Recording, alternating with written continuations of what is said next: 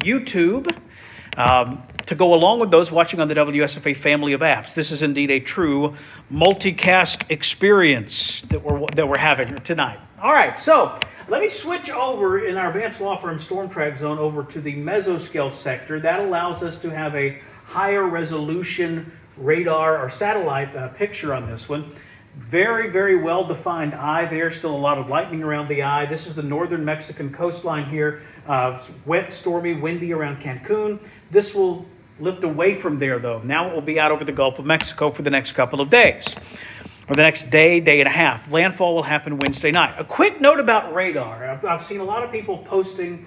They're confused about why the storm doesn't show up on radar. When you click radar, there's nothing there. Well, the answer is really simple physics. So radar is a land-based tool, right? So we can see with radar out around 300 miles. So the closest radars to this storm would be down here near Key West, another one up Central Florida. You've got the Mobile radar. You've got the Louisiana radar, which just moved. So all of these radars have that range of about 300 miles. So they can't see it yet. We know it's there from satellite imagery. Also, Hurricane Hunter aircraft flies into the storm. They have radars mounted inside those aircraft that can see the storm as well. That data is just not publicly available. Now, when you are on your weather app and you switch over to future radar, remember that's just a simulation. That's a computer painting you a nice picture about where it thinks the rain will be.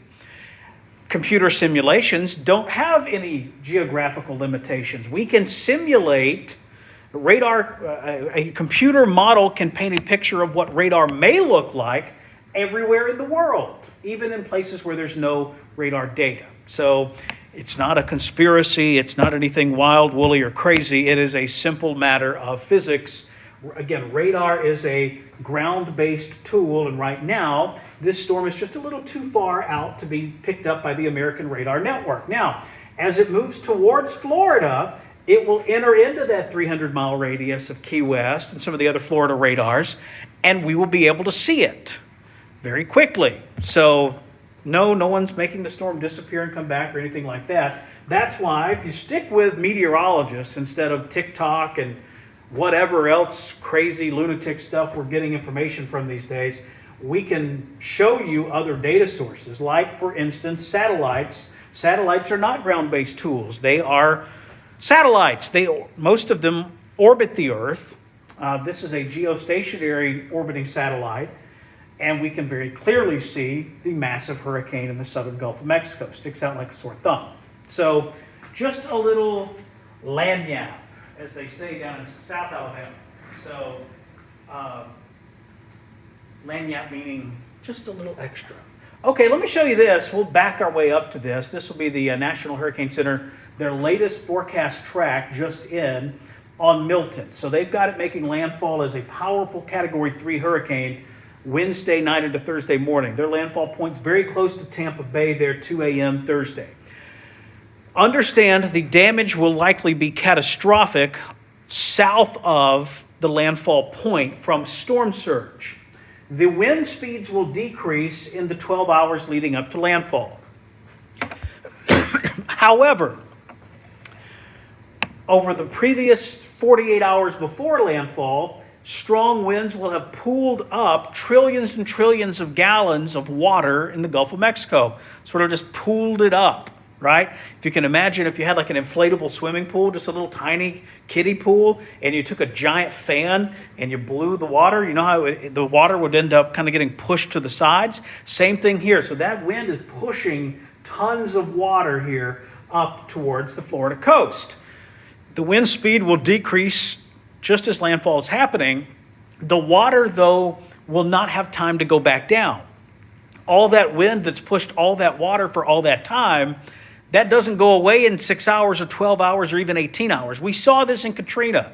Katrina made landfall as a Category 3 hurricane, but the storm surge it was producing was that of a Category 5 hurricane.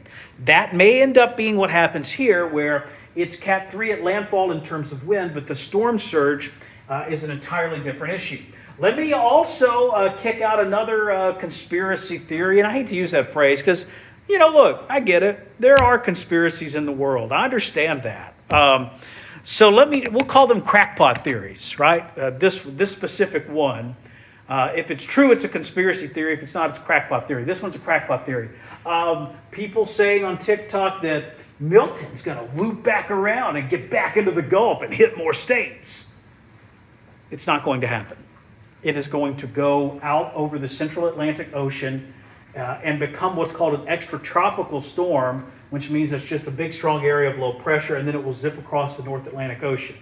The next piece of land that Milton hits will either be Bermuda if they're unlucky, or Europe. So don't worry about any of that. That's all just yet another piece of kind of bad information that ends up out there. What you need to be worried about if you live in Florida or if you have family or friends who live in Florida is this storm surge scenario that I'm telling you about. Let me zoom you in here and show you the latest from the National Hurricane Center on this.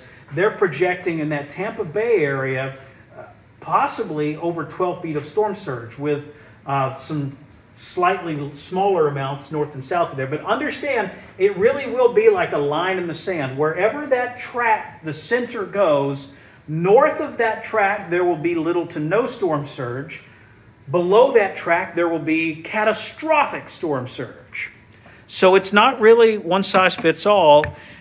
It will come down to the precise landfall point, which no one knows yet. If this were to happen, Tampa Bay will never be the same. Tampa Bay would be catastrophically flooded. If the center were to come in like this, there would be almost no storm surge flooding in Tampa Bay.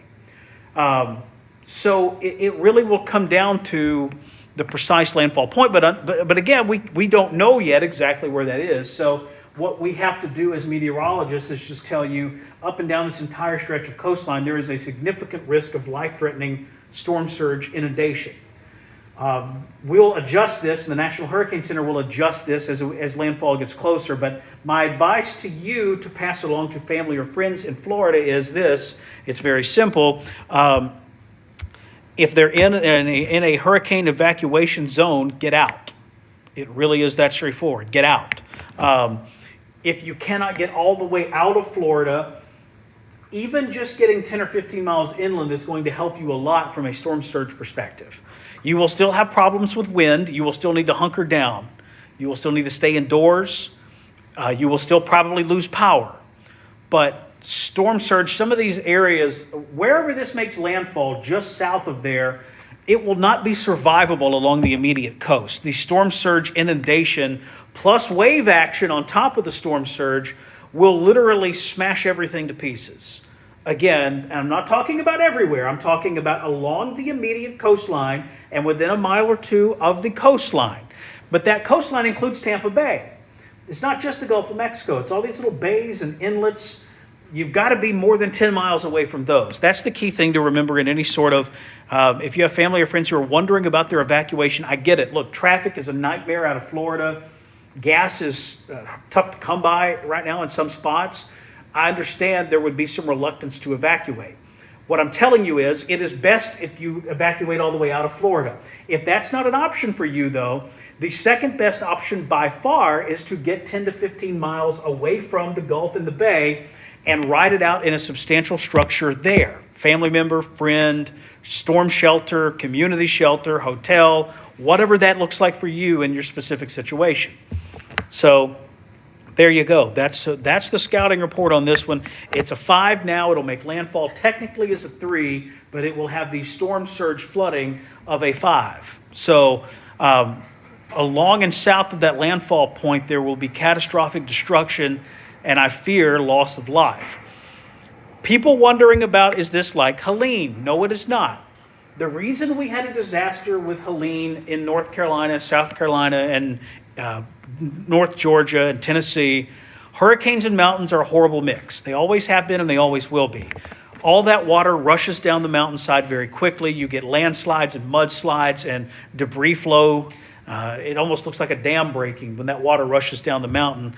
And the catch-22 is we tend to build cities in the mountains in those valley areas, right? Like when you go to build Asheville, North Carolina, for instance, they didn't build Asheville on top of the highest mountain there. They built it down in the valley where the land is flat and there's a river nearby that supplies water.